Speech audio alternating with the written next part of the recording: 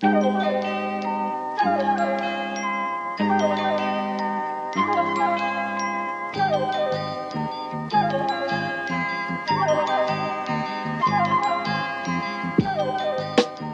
everyone, and welcome to this free episode of TF. It's the free one. There we go. I paused for him to say it. Being recorded from the past. I mean, they're all recorded in the past. This one, relative to the listener. The podcast that explains how linear time works. Once again, we are explaining how linear time works because when you're listening to this, if you're listening to it on the day it comes out, Alice and Milo are both away because somebody didn't update the holiday tracker that we have because we are a legitimate business that happened sort of by accident. There's a what? There's a what? Yeah. We are also very happy to welcome our guest. It's Gareth Davies from the Bureau of Investigative Journalism, who I think might be the most hated person of one guy. Gareth, welcome to the show. I mean, maybe not one guy. There's probably others, right? Don't sell yourself short. Yeah, no, thanks for having me on. Yeah. So and we've also got him. He's here tonight. Yeah. We've got Liam Kavanaugh also calling in from an undisclosed location. Who's going to be providing valuable balance. Where when Gareth says that he basically absconded with hundreds of millions of pounds of British public money, Mr. Kavanaugh will be here to say, no, that's I bollocks. Didn't. That's right. But no, so you've for the Bureau of Investigative Journalism written a series of articles, and I'm going to lead us into it actually by reading a press release, not one of yours, from 2016. UK investor Rockfire Capital has acquired the 60.9 megawatt Swindon solar park in England from developer WeLink Energy. The plant, one of the largest in the UK, was built by British Solar Renewables in a site near Swindon in Wiltshire. It will provide a UK bank with renewable energy at a fixed price for at least a decade thanks to a 15-year power purchase agreement.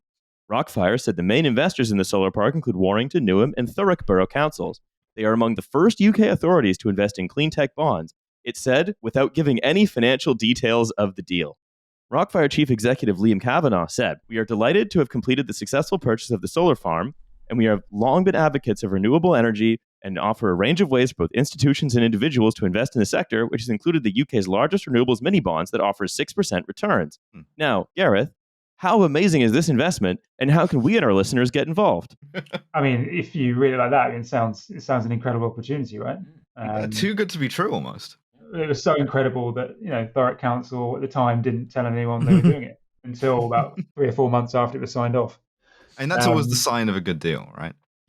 Oh yeah, I mean, if you're going to make a load of money as a local authority and invest it back in the services, all good news, you should not tell anyone. Yeah, well, absolutely. That's because the voters in Thurrock, they're very focused. They're like, you're Thurrock, stick to fucking Lakeside. Stick to what you do best. We've got the Into shopping centre. We've not got a John Lewis. We've got a Debenhams, R.I.P. We've got an House of Fraser. What else do you need? There's a Lakeland. So very micro-targeted Essex. We do have all those things. Thurrock is a big part of my and probably your life, Milo, growing up. Yeah, it was a place of the future. I will be reminiscing a bit during this episode. There's a big Costco. And now maybe a place with no future, unfortunately. It's a shame. So we're doing sort of like origin stories, right? So like we did a Bromley-focused one with Captain Gatso, and now we're going into Essex and we're doing Thurrock. The investment sort of prospectus press release I talked about, this, as you sort of perceptively say, seems too good to be true and such a good investment that you would invest in it and then frantically try to cover losses from that investment with other investment, which I hear is an amazing strategy for roulette. And I assume it applies if you throw good money after bad, what happens is that the good money sticks to that bad money and it kind of like gloms together in a big heap that then you can just like pull back out with your hands. Yeah. It's like the old trick where you tie a coin around your finger and put it into a vending machine. That's what you can do with throwing good money after bad. So why I read that press release is that recently, I think a lot of this stuff has come to a head where I'll sort of try and summarize this, and Gareth, you can tell me what I've missed. This firm, Rockfire Capital, owned by Liam Kavanaugh, this fellow, has now gone out of business, and it has now come to light that a number of UK councils have lost hundreds of millions of pounds that has essentially gone into the pockets of this one guy, and all around this idea of councils investing in clean tech bonds, quote unquote, related to these solar farms that were actually not amazing.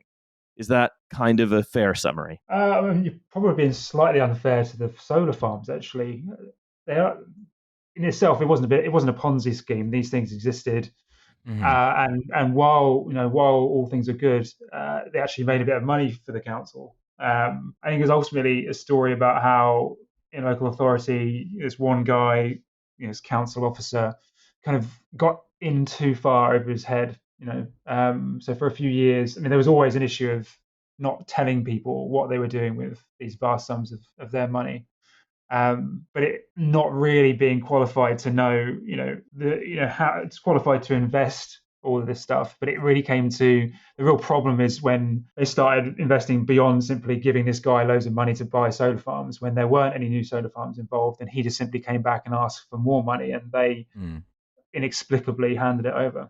Well, because that's the solar farms guy. We assume he's got more of them somewhere, He's growing the sun. Yeah, that's the guy who turns the sun on in the morning and turns it off in the evening, I'm pretty sure. Yeah. So just like inadvertently reinventing like a sun cult in Essex just on the back of like one council officer. Well, the thing is, in Thurrock, we follow a sort of pre-Socratic philosophical methodology. We kind of believe in the work of Heraclitus, that, the sun and moon exist in a kind of dichotomy. One bids the other good evening and sinks below the Earth's horizon, and then the other appears, and they live in the same house and they do opposite shifts. Yeah, this guy goes to Thurrock Council and is like hailed as Apollo or Ra. Yeah. Liam Kavanaugh is building himself a great pyramid in the Midlands. Oh, he's built a pyramid, all right.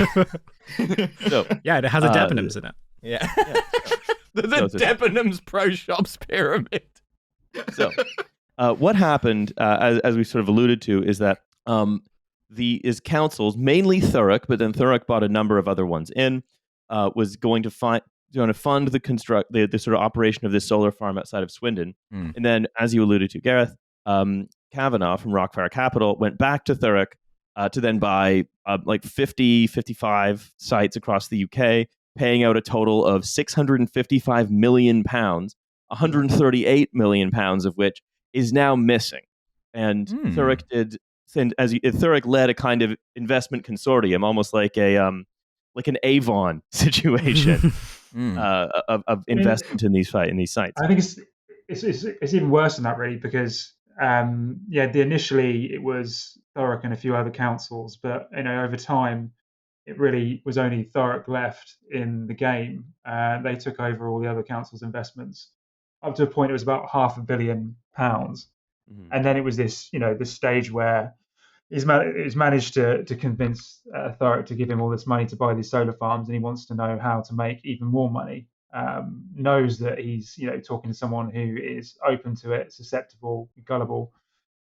Goes back to him and says, "Look, there's no new solar farms here, but you put more money in to these bonds, you get more money out. So give us 50 million." And so if you're another council, if you're say Warrington Council, and you're in on this, you don't have to be sort of like less gullible than him. You just have to be less gullible than Thurrock Council, and so long as you can do that, they'll pick up the tab for everybody. That's what they did. I think at a certain point, amazing. Warrington decided to get out, to sell up basically, and Thurrock was more than willing to take their share. So I want to talk a little bit about some of the people involved and the mechanics of what actually went on before getting sort of deeper into Kavanaugh, what he did, what he did with the money, and so on and so on. So I assume only good things. Yeah, of course. You actually invested it in services in Thurrock more effectively than Thurrock itself would have. We privatized all of Thurrock Council and created a kind of like Apollonian god king over there. I'll tell you what, you should see the way he's renovated the Foot Locker. I've never seen it so good. So before we get to Liam Kavanaugh, and this is actually long-term listeners of this show will know that wild financial schemes like this often just depend on one guy. Sometimes an Australian man. If you recall Greensill, we talked about Greensill for years. and then sort of almost were sort of amazed towards the end of the saga when it turned out that how much of what Greensill managed to do really just depended on one Australian insurer being like, yeah, okay, I'll write that risk. And then when he was fired, Greensill collapsed. Yeah, a man who was later quoted as saying, "Oh no!" but in this case, our one man, Struth cobber. our one man is Sean Clark from Thurrock Council. So tell me a little bit about Mr. Clark. How did he come to know Kavanaugh? How was he put in this position where he's managing a like hedge fund amount of money, but like as just a guy? I mean, he's Sean Clark. He's the chief financial officer of Thurrock Council. It's the kind of each local authority has to have someone in his position. They call it, if you want boring council talk, a Section 151 officer. It's a statutory position. Yeah.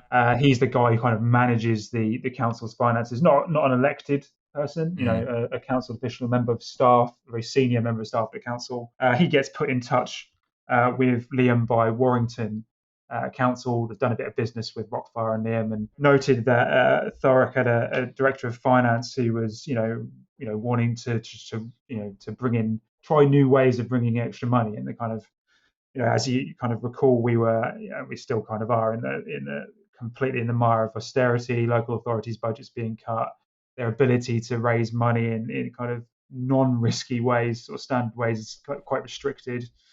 Council tax increase caps, business rates are variable.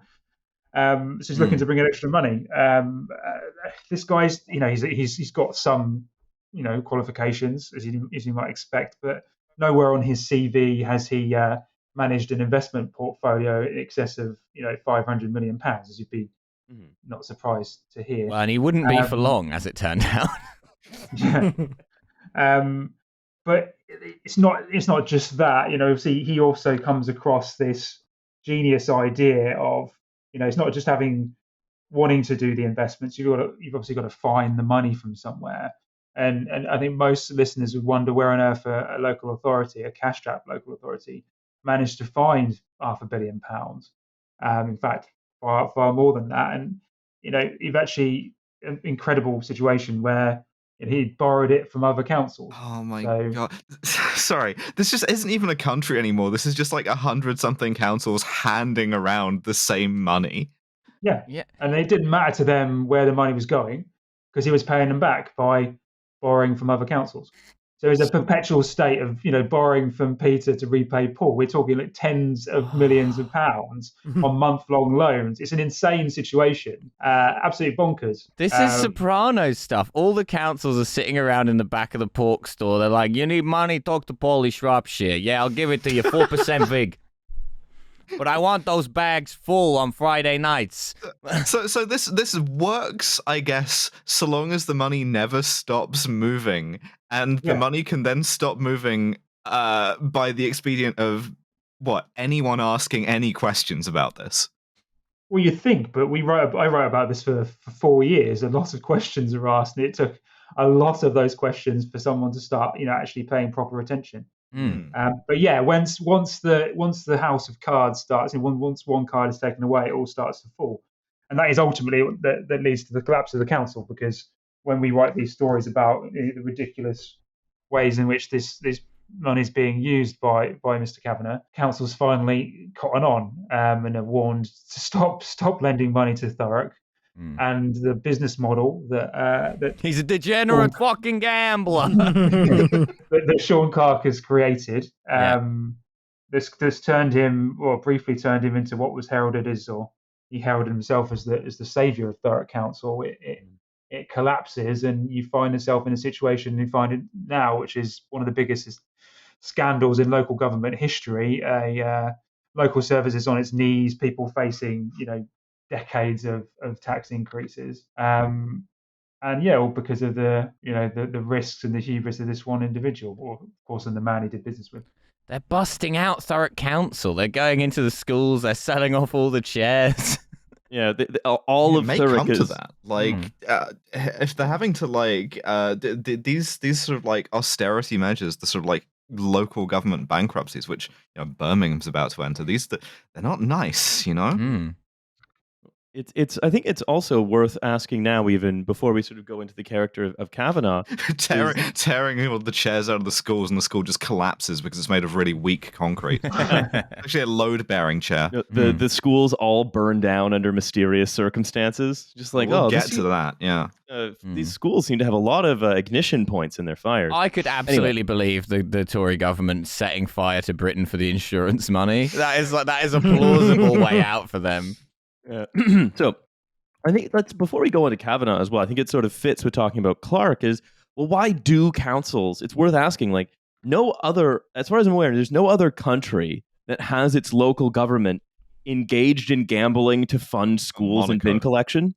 Okay, well, yeah, maybe Monaco. Well, Monaco doesn't put it on black. It is the house. Yeah, they are the house. Like, if you're gonna they tried to do the thing of funding government from gambling revenue, but like as a gambler.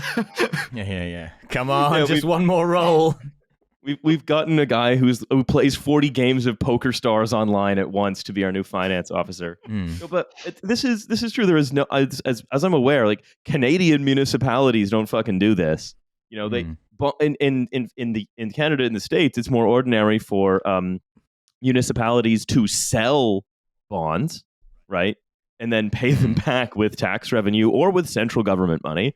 And then to invest in things, maybe investing in things that are inside the boundaries of the local area in order to, say, own their own facilities. But the idea of that's, again, this is not just Thurrock. This is lots and lots of councils right before COVID went on a huge shopping spree purchasing office and retail properties. Yeah. Like, just, you know, if you want to know who the exit liquidity was for, like, I don't know, Brookfield owning some dead mall in Croydon, it was most likely a British council, which is great. Excellent. Yeah, because it does sort of raise the question: if you've got 500 million quid to spend of other people's money, and you want to own a solar farm to get the returns, why are you paying some guy to build? You could just go and buy a solar farm. Yeah, that's a good point. I mean, that's what Warrington eventually decided they were going to do. Don't give the money to him anymore and get in the business on their own. I mean, trying to get your head around the rationale behind this stuff is pretty impossible. You've been doing it for several years, and not helped by the fact that the guy himself, or people involved, they don't want to talk. They don't want to explain this. How surprising! There's no document in the public domain, as you would expect when a local authority spends, £600 million explaining the rationale and the risks involved. It was, they wouldn't even release this stuff under the Freedom of Information Act. And well, what I was saying is, do you know who falls for like too good to be true deals? Is desperate people. Because this is not the first and will not be the last tale of a council that gets into a situation like this because they need to start gambling to cover their bills. So I did a little more just for context. This is ever since like the late teens, 2020-ish, Parliament has been sort of concerned about local councils' investment activities. This is from the Commons Public Accounts Committee. They say that there's concerns that councils have exposed themselves to commercial investments which risk cuts in local services and a big bill for taxpayers for no return, where financial pressure on local authorities' budgets combined with long-standing encouragement to invest in commercial enterprises to bring in income. So this is basically the Tory answer to austerity, which is... I was going to say, like, encouragement from whom? This is like sort of a serial killer taunting the police. Yeah. I was going to say, Tory MPs being concerned about the investment practices of local councils in the UK is quite a lot like Pablo Escobar being concerned about cocaine consumption in Miami in the 1980s. Like, it's sort of like, Yeah, they say that new debt taken on by councils has ballooned commercial risky investments in commercial property by 14 times between 2017 and 2020. Risky investments in commercial properties from 2017, before COVID, when these things were highly overvalued, it multiplied by 14. This time bomb, I think, is just beginning to explode as well. Oh, good. And this is just an example with an extremely flamboyant and weird character at the center in the form of Liam Kavanaugh. Well, let's hope it doesn't go off near any schools because they'll fall right down. Yeah. So they say that this is because between 2010 and 2020, central government grants to local councils have reduced by 40%, but demand has only increased. So of course you're going to gamble because your income is fixed. You can't find any other money. Demand for your service is increasing. And across the political spectrum, everyone just looks at it and says, I don't know, have you considered automating something, reforming, or bringing in the private sector? Like, of course they're desperate. You and of considered course, if selling someone off all your comes, parks. Yeah, and at the same time, they've got to look after the most vulnerable people in society. They can't turn around and explain why, why they can't provide special educational needs provision, or why they can't look after adults with learning disabilities. They've got, that's a statutory duty. Those people can't go without. And so, that when they don't have any other option, it's inevitable that some local authorities are going to take that risk. I mean, I'd put forward that Thurrock doesn't perfectly fit this kind of explanation because of local councils. They were not anywhere near as far down the line as this. I think this is as much an exercise in wanting to appear to be clever and to have come across a solution that others hadn't. I think if you kind of look through the way in which the Tory council, their councillors responded as concerns were raised about what they were doing, this wasn't you're right, we need to look into this, but we had good intentions, we really need to make sure these services are well provided.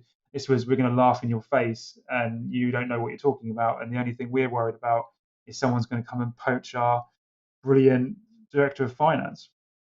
Oh, fun. I'm kind of curious too about what the oversight for this is like. Is it A, meant to look like, and B, in this case, as you kind of hinted at, like actually shook out? They basically, councils basically police themselves these days. Oh, cool. Supposed Okay. to. Well, there used to be an audit commission, wasn't perfect. It was, torched in the bonfire of the Quangos back then by Cameron, and the local audit system isn't worth the paper it's written on. They're overworked, underpaid, don't really give a shit, and so it's left down to local councillors. And there are some exceptions, but largely they are at best underqualified, at worst utterly and totally useless. And as they were in Thurrock, their jobs were to scrutinise what Sean Clark as Director of Finance was doing. And you had these individuals standing up in council meetings and actually stating, it's not our job to check how council officers spend our money. So that system that was supposed to be in place, those checks and balances, utterly failed. And if you go to, if you push a bit further, and you go to the government, what did you do? And they'll say, well, ultimately accountability at a local level is about the ballot box. If people don't like what their council's doing, they'll vote them out. But of course, if people don't have the foggiest what their council is doing, because the council doesn't abide by any sort of transparency rules, they hide everything that's going on. How on earth are they supposed to vote them out? Well, not very helpful to vote them out after they've robbed the place either. Yeah. Well, it's also kind of a producer's situation because local councils benefit from being in possibly the most unsexy arm of government, to the extent where no one is interested in what they're up to. You rely on paid professionals being interested because people in the public sphere are not going to be interested. No one was interested in this story for the 2 years that I was writing it until Kavanaugh starts buying his jets and his mansions and his crystal chandeliers. It's because I was going to say that there's a lot of council, as you sort of alluded to, lots of councils are kind of in this position. And one of the things that was one of the interesting bits of I was thinking about while I was reading your investigation is really this broader political context of council sort of being told during the austerity years that you just got to think of innovative ways in order to kind of run and to function and to provide services. Croydon's a really good example of where the real impacts of this are being spread out. And so the point you made about the councils not being transparent because their understanding is that voters, if they don't like what the council's doing, they'll sort of vote them out. But that runs contradictory to how councils are sort of supposed to be perceived. By which I mean, is there sort of broader political impetus that for a good council is one that doesn't quote unquote waste your money, right? And so if a council is being seen as saving money by making efficiencies, by investing externally, then actually they can use that to politic. And I wondered what your thoughts were on whether like incidents like this can happen because you have a much broader political, like the political system post austerity has been one which measures the effectiveness of councils not on the types of services or how many of these services they produce and how many people benefit from that, but whether or not they are sort of quote unquote like value for money. Yeah, whether they're keeping the lights Right. on. I think while this seemed to be working, there wasn't a great clamour from the public or from opposition councillors to really scrutinise what was going on. And for the local peoples, I don't blame them. You see, they would have been seeing stories across the country of really key services being cut, libraries being closed, children's centres, disappearing, and think, oh, that's not happening in Thurrock. This seems pretty good. Because I was going to say that's the other thing too. Like as it sort of trickles down, so like there are for where sort of austerity begins. Like it's really hard to sort of notice, especially in places like Thurrock, where I can imagine there are lots of people who are homeowners who are like Tory voters, and so those issues don't really sort of kind of become present until really just around about now when you notice that like the roads are not in good condition and there's like things just don't function, and these things that like were always kind of issues before, now they've degraded so much, and now the council is sort of saying that like we can't actually afford to do these very basic things, and in this situation because a guy has like swindled them out of all the money that they've got left. So I want to go on just to one more sort of thing before we get to sort of Kavanaugh and how the actual deal worked, which is what we've been talking about. Councils, council officers, these are people who are frequently paid, I don't know, 30, maybe 80, like 80K at the top. 80K is a lot of money, but the people who are paid to actually manage investments tend to be paid millions of pounds a year to manage investments. They tend to have large teams. They tend to have Bloomberg terminals. And so what essentially has happened is the central government created a need and an incentive for councils to start investing like they are asset management firms. Yeah, however, just run your own private hedge fund on the cheap. Yeah. Use people from the town. Yeah. Well, the This council, guy has a business degree. They trim a lot of hedges, so why not become a hedge? Right, but the actual people, like the people who, if you want to run a successful asset management firm, you need to pay a large group of people gigantic amounts of money. You need to be some kind of like extravagant Tory sex criminal. Like that kind of thing isn't available to like most people. And even a lot of them turn out to be Ponzi schemes in the end. Yeah. But essentially what you're doing is you're expecting, Bob from the council to be able to smell the kinds of things that like sharks at hedge funds are supposed to. So of course, if you want to go after big easy money, then of course you're going to go to councils because they're staffed by people who aren't paid enough to see through any obfuscations that you might put up in front of it. You're not going to get fucking like, I don't know, the hedge fund from The Big Short to invest in Liam Kavanaugh's solar farms, basically. You know what I mean? Yeah. But the good news is there's tons of councils who have a ton of assets because they run all the stuff. And they're all ripe for the picking. So yeah. So if anyone's listening for any of those councils, consider the Trashfuture Patreon. Yeah, that's right. Great rate of return. Yeah, we can save you for £5 a month with this piece of financial advice. We can save you upwards of like hundreds of millions of pounds. We're kind of like the scam checker. Like if you listen to us regularly, you'll know about the flim flams that are going on in your area. Yeah, we could have gotten you out. We could have gotten the government out of Greensill early.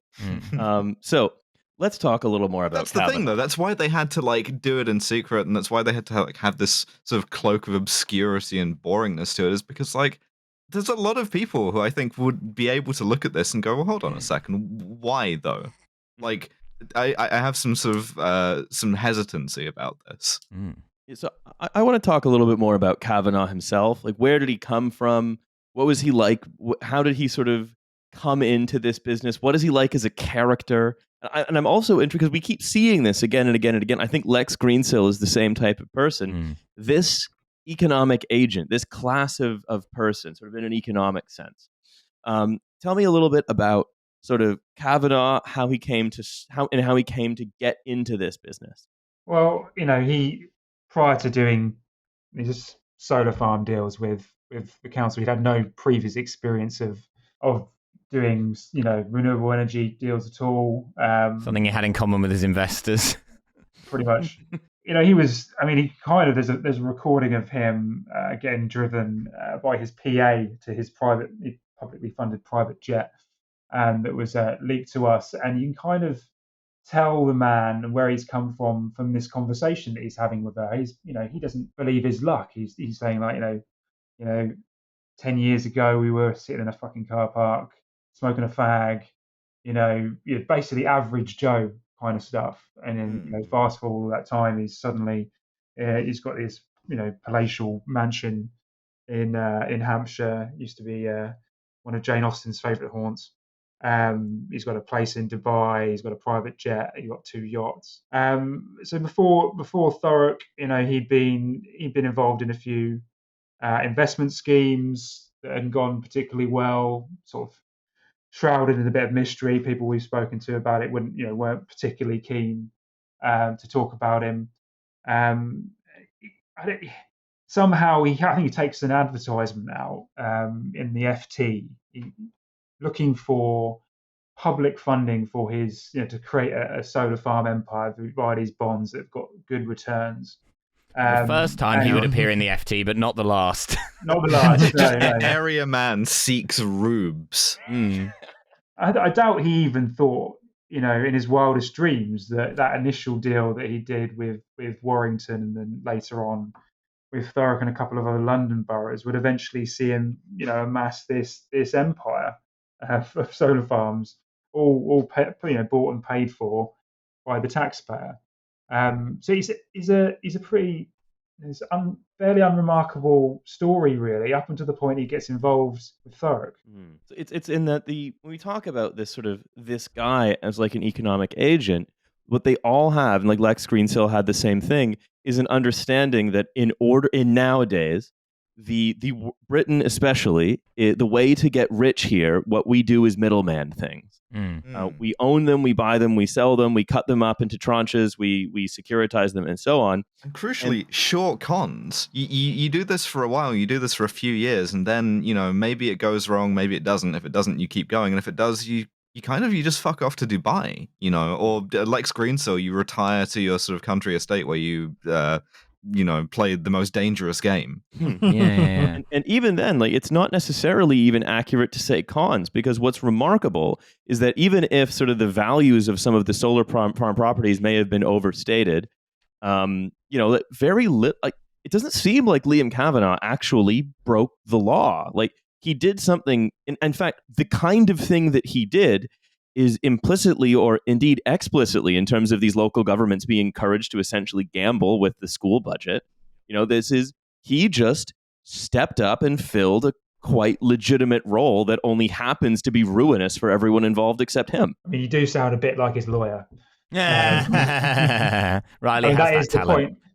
That is the point that they put across, and there, in some cases I can see an argument for it. I would put forward that, deliberately inflating the value of something that you're wanting 50 million, 130 million pounds for is, in some interpretations, fraud. So I do think there's a very strong possibility that this isn't all lawful.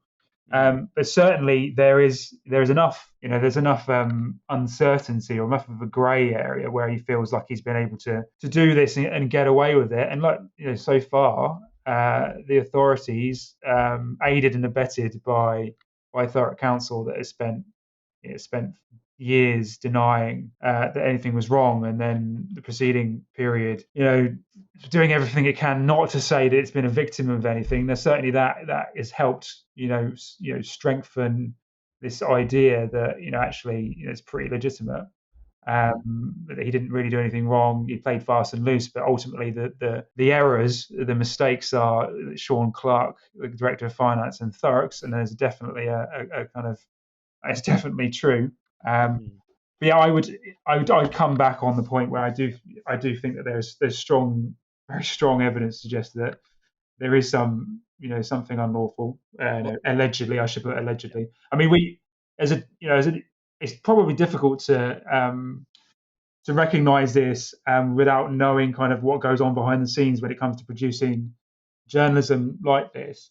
But that intro that we put for the last story, and I guess I'll just read it out for clarity's point.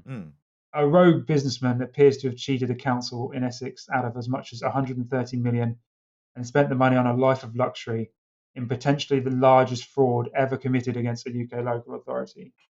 The level of work and evidence that goes into getting a statement like that in print is colossal, and it proves that we have a team of very kind of diligent lawyers and fact checkers. We wouldn't be publishing that with a very, very strong evidenced belief that the law has been broken. But I do think you're right in the sense that there is a kind of wider point about individuals like this, and I guess the creation of the circumstances where people like this individuals can take advantage of the situation, and then therefore be enough of a grey area to think that they could get away with it. So, and what I was also referring to as well is him saying, "Look, I bought all these private jets. I bought this collection of guns. I bought this dinner plate sized jewel Hublot, and all of that was fine because the council is not responsible. I'm not responsible for the council's due diligence on how I spend the money." And it's things like that as well, where it's like if he'd taken the piss 5% less, right, the situation could be entirely different. I'll tell you what would make it different from his behaviour. Yes, taking the piss, definitely. I think the key thing that led to this for him is not being utter shit to every single person you work with, right? Yeah. You started the program by saying I'm hated more than by one particular individual. I tell you what, everyone I've ever spoken to who worked for him has said the same thing about him. I got off the phone with someone who I spoke to, a source, and the first thing he said to me was, "I don't hate anyone in the world other than Liam Kavanaugh," and that was a response. Kind of everyone I spoke to had the same stories. He's someone who, if he had just treated the people he worked with a little bit better, shown them some of the kind of,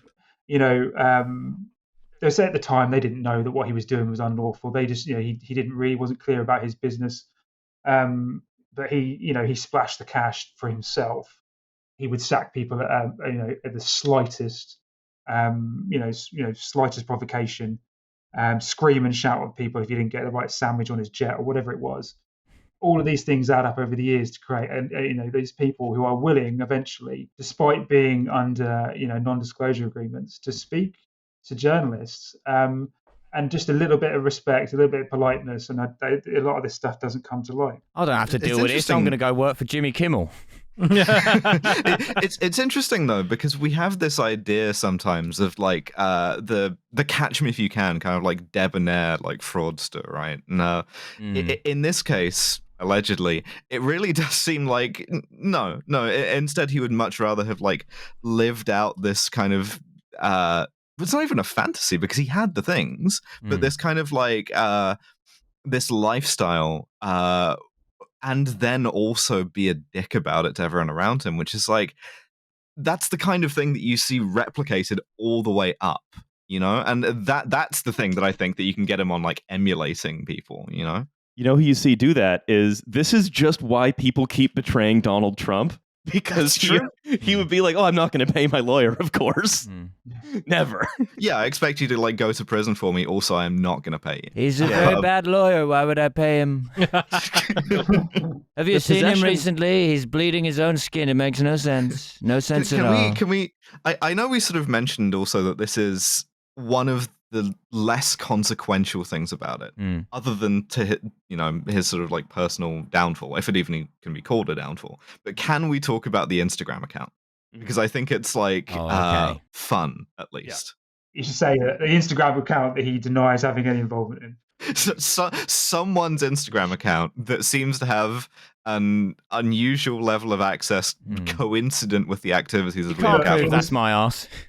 No, look, it was created by a tattoo artist he knows. Without his knowledge. No further questions. Well, that's how he had access to his ass. So the Instagram account was called Secret Billionaire 777. And it I hate when this happens. I have a tattoo, right? And when I went in, the tattoo artist was like, "Do you want me to create you a secret Instagram account where I document everything about your lifestyle?" I was like, "No." But like, had I not been paying attention in that moment, I could have easily fallen into this situation. I like also that he's not actually a billionaire, so it's kind of aspirational. Yeah, that's a good point. But that's where it is a fantasy. That's genuinely where it is where, you take this money and you go to Dubai, $135 million or pounds or whatever, where 135 million pounds is nothing to a lot of the people there. And you just kind of like post, I guess, or hang out in bars. I don't know. What do you do at that point? So I'll tell you some of the. This is just from your article, Gareth. You can tell me any more. I'll just to set us off. But posts on the Instagram account included a customized Lamborghini Aventador done by a YouTuber.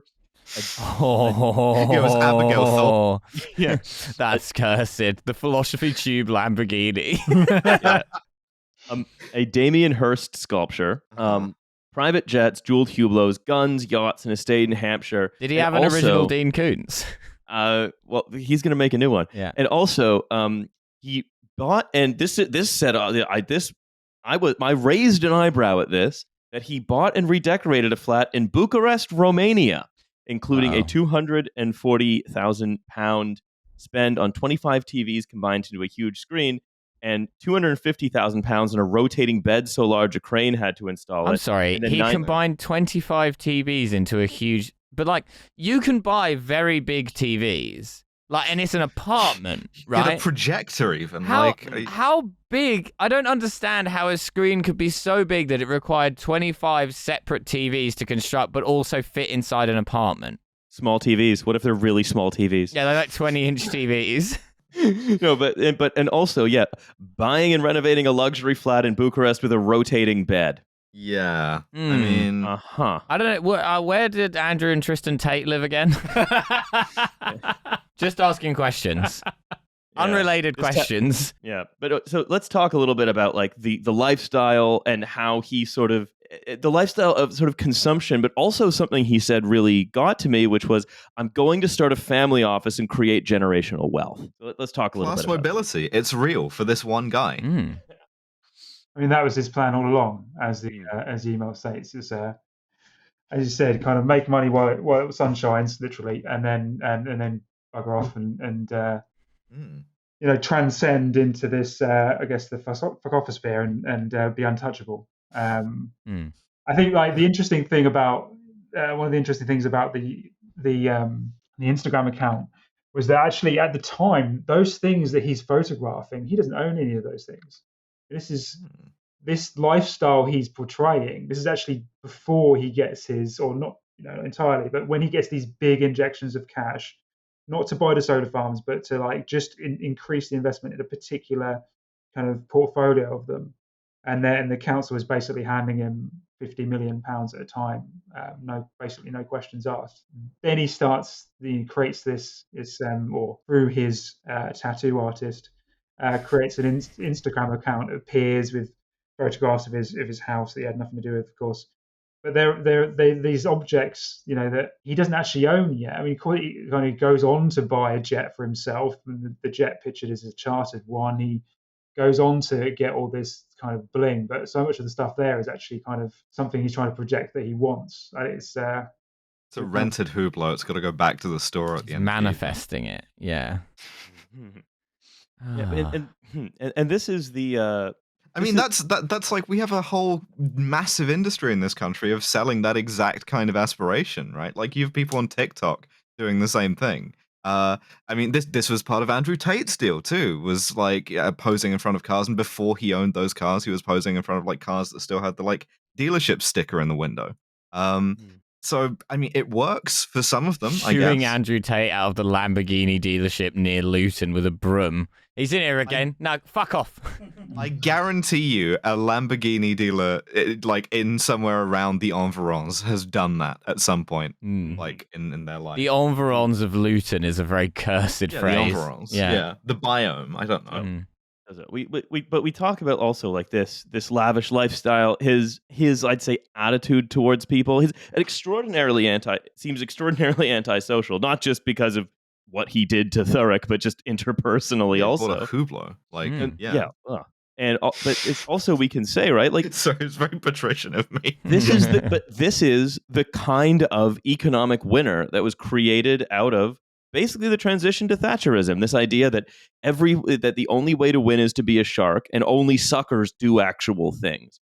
What you need to do is you need to middleman, and you need to sell confidence. That or weapons to the Saudis, basically, were sort of the two games left in town. He's Britain's answer to Yevgeny Prigozhin, like. Yeah, honestly, yeah. Like, He's turned his custom philosophy tube Lamborghini on London and is leading a march of property developers. Yeah, like this is the British style of oligarch. Rather than becoming rich, trading Levi's for Rosneft shares, selling hot dogs to the Russian army or whatever. Yeah. Rather than doing that. You just understand that with an increasingly cash-strapped government is desperate for fixes to its problems, and it's just going to turn on the spigot for you if you're charming and convincing enough, or not even charming enough. If you just seem like you will be a shark on their behalf and make someone else lose, that's really sort of what we're left with, and that's that kind of alienation that is that sort of is required for just capitalism in general, but especially financialized capitalism. That is.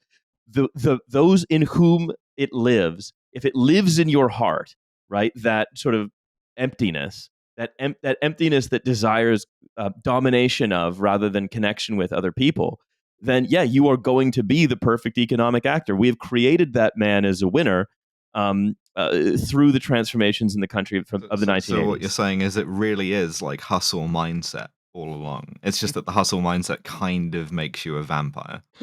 Essentially, yes. I had to grind for this view. You could ask, right? One Lamborghini, two Lamborghinis. So you can ask, right? How is Rockfire that different from G4S or Capita? I mean, he did move to Romania. Yeah. Right. Look at the size of my TV. Yeah, I'm sorry, Gareth. You've come on the wrong podcast. Yeah, but no. The question really I have is, how is Rockfire different from something like Capita or G4S or Carillion? Again, the massive beneficiaries, for example, of PFI contracts, whose executives also probably live quite lavish lifestyles. They might be a bit more genteel than Liam Kavanaugh. They might be better educated.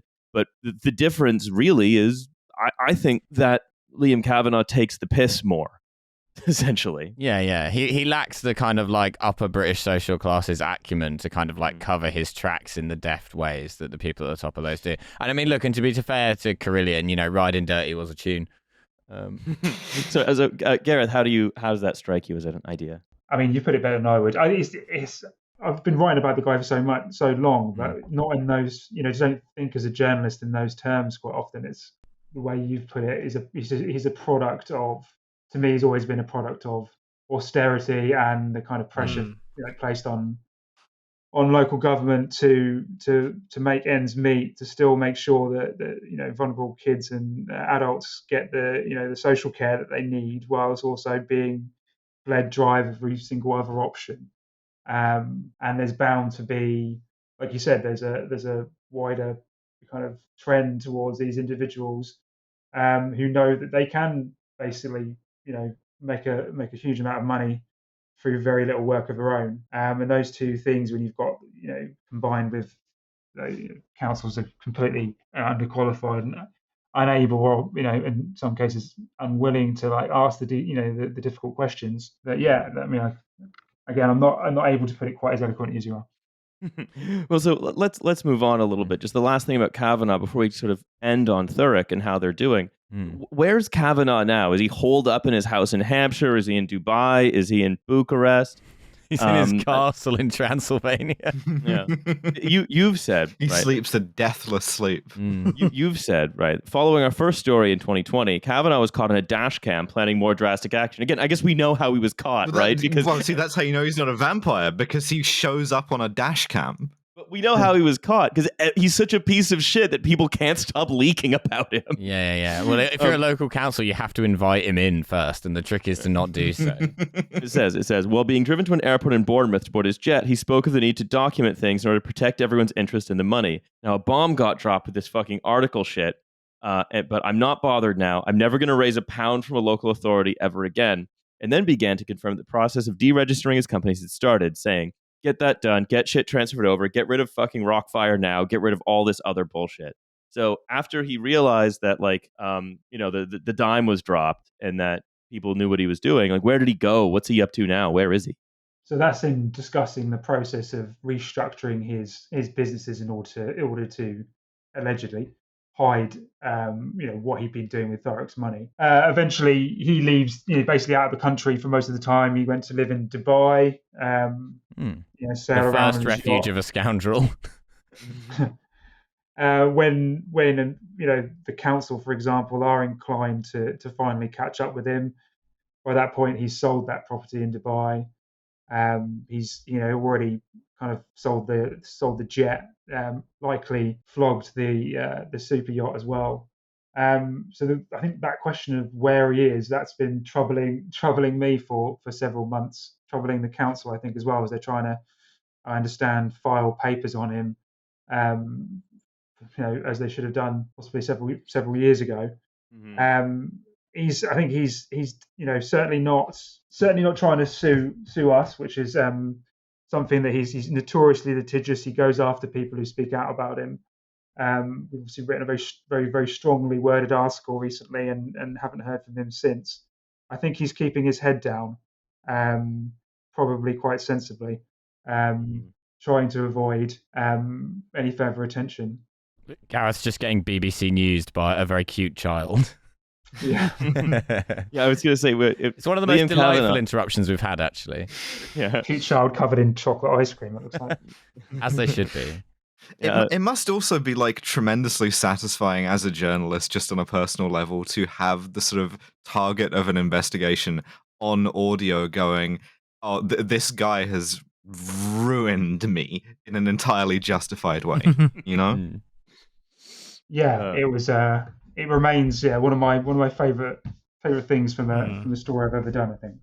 I think it would be very funny if Liam Kavanaugh just shows up in Meyendorff Castle with, like, Gerard Depardieu, Edward Snowden, Jan Marsalek, and the rest. Yeah, I mean, the thing is, this is kind of now like a Crime Watch appeal. Have you seen this man? Alleged Crime Watch. It's an alleged Crime Watch. Yeah. Have you allegedly seen this alleged man? Yes. I'd like to thank Jan Marsalek, who at my darkest moment let me come and live in his barrel. There is something, like, quite interesting about media as well. Just in the sense that, like, it's taken, like, and I do wonder whether, like, the lack of, like, a local press, especially, well, like, in places like Thurrock, and where you don't, whether if it's anything like the neighboring parts of Kent where I'm more familiar with, you don't really have much of a local press that kind of has the capability and resources to look into something like this. And I do wonder whether some of this guy's, like, reactions to your investigation, like, how much of that do you think kind of comes as a result of just not even expecting to be investigated because there isn't really an infrastructure that's ever really done it? Like, even papers like that are kind of better funded, the amount of kind of time and resources that they have to kind of cover council meetings and to cover, like, what's actually going on in terms of local politics is so diminished that I wonder whether I wonder what the relationship is between councils kind of, like, taking these, like, or councils like Thurrock, like, doing this type of stuff on the basis that there isn't really, like, a mechanism of oversight, and this broader kind of resultantly just, like, disconnection from local communities in terms of, like, how their local authorities are even sort of governed in the first place. Yeah, I mean, I could wax lyrical for probably hours about the decline of local journalism, because that's my background. You've mentioned Croydon a few times. I wrote about Croydon, reported on Croydon for about 10 years. And the same's happened there. That story's repeated across the country. There's undoubtedly, this went on, much longer than it would have done because of the terrible state of the local press. There's a guy who runs a hyperlocal blog there, but there was no journalist in the traditional media in those meetings, looking through those reports, checking the accounts, putting the freedom of information requests in, asking the tough questions, holding the council's feet to the fire and saying, look, you're crowing about how good these things are, but I've looked into this, and this rings alarm bells just from my cursory understanding of how this stuff should work. And that is repeated across the country. There are some very hardworking, diligent local journalists out there, but they are, hugely up against it. They work in an industry that's obsessed with, clicks, and shareable content, driving outrage on social media, and desperately chasing Tesco's advertising pounds, and not doing the digging, the investment, and the time and resources it takes. And it is bloody hard. I've been working on this since October 2019, and it was a hard sell for work from where I work, and we do investigative work because councils aren't sexy. They don't. People tend to switch off when you talk about them. But the other stuff you've seen in Croydon, you've seen it in Woking, you've seen it in Slough, stuff is going on in Birmingham. All this stuff is indicative not just of the kind of shit financial situation that the local authorities in, and the risk they're kind of they're being forced into taking, but the lack of transparency, and they wanted to hide this stuff, and the lack of challenge from the good local press when it happens. And it will happen again. Loopholes have been closed, but there'll be new ones, because vulnerable kids, disabled adults, all these people still need help. Lawfully, they still need to be, all these services need to be paid for. And there doesn't appear to be any political will on both sides, from any side, to sort this out. The only option is to keep relying on the councils to make the hard decisions, because it's easier to push it onto them than it is to recognise this whole system's broken. It needs proper funding. If you need to fund care for the disabled and you need help and you can find him, maybe you can hire the Lamborghini vampire. So I want to talk, before we end, I want to talk a little bit just about the fallout on Thurrock, where we're saying that one local resident was quoted as saying, "We're lucky if our bins are emptied at the moment at all on our road, and my council tax is already £2,000 a year." And they've actually stopped collecting all garden waste bins. Basically, the bins. British politics, it all comes back to bins eventually. Yeah, once they come for the bins, that's when the people are on the fucking streets. I'll tell you that. Yeah. Schools collapsing is one thing, but the bins. But that also includes increases. They've cut buses. Regional buses that now have left lots of, especially elderly residents of towns around Thurrock with no way to get into the city to go to things like doctor's appointments. Literally just no way. You just can't go now. You either have to get a taxi, which you can't afford, or just be like, well, okay, I suppose that's just a doctor's office I won't be going to. It now costs more to get buried or have your ashes interred. It costs more to get married. Oh, that's Can't die, I can't afford it. Yeah, no, that's really grim. Also, the Thurrock cycle of samsara, where you're trapped in this life until you've earned enough money to die. The carers and community nurses for NHS now cost £150 a year instead of $120 for hospitals. Thameside Theatre is likely to close, although performance charges are also up.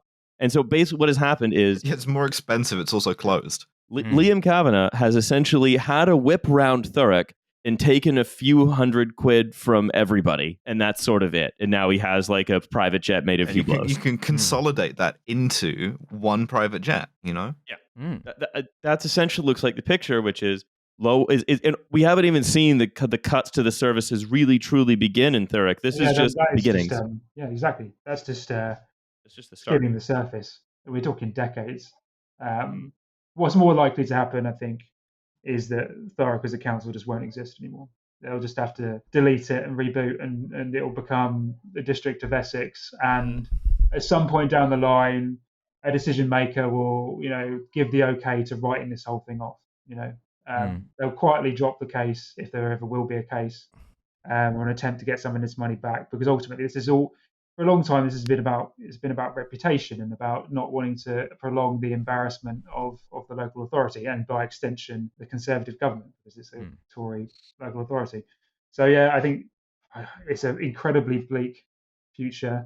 And they say lessons have been learned. They're going to tell people, but that what you've outlined there, they've not really been clear about what you've said there either. That's kind of piecing together bits and pieces of stuff that's come out in kind of obscure government council reports that no one reads. They're still withholding information despite everything that's happened about how this is actually going to affect people, and ultimately the people are going to pay the price for Kavanagh's jet, his Hublot watch, his crystal chandeliers, and his rotating bed are the people of Thurrock, basically. And further, right? We say lessons will be learned, but funding for local authorities is only decreasing relative to the services that they're going to need to provide. Don't worry, I'm sure Keir Starmer's committed to changing that, right?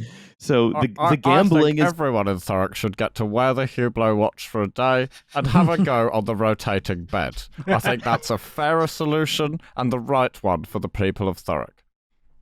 Yeah, that this is the gambling is unlikely. The gambling is only going to increase because you're left with no option but to put it all on red.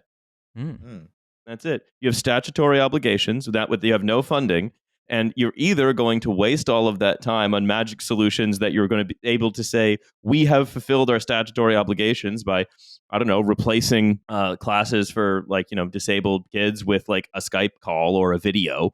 You say, oh yeah, we've a picture of a we've Hublot done watch. Yeah, we've done because you can do the classic the most swagged out disabled kids in southeast England. This is a lot of how British government operates as well, is by changing the definitions of things to say that they've complied with their requirements, but so they can get by another day without spending money. They can keep the plate spinning. So it's either that or gambling. That's the only two ways I can see British local authorities coping with the increased pressures put on them. So have lessons been learned from the Thurrock debacle? The only real lesson to learn from the Thurrock debacle is that if you are someone who is willing to, I don't know, inflate the value of a solar farm or whatever, you can probably make generational wealth in the next 10 years before they just run out of money entirely. It's one of the few ways left of doing that. I mean, I joke about him being a vampire, but he has just destroyed an entire town, so...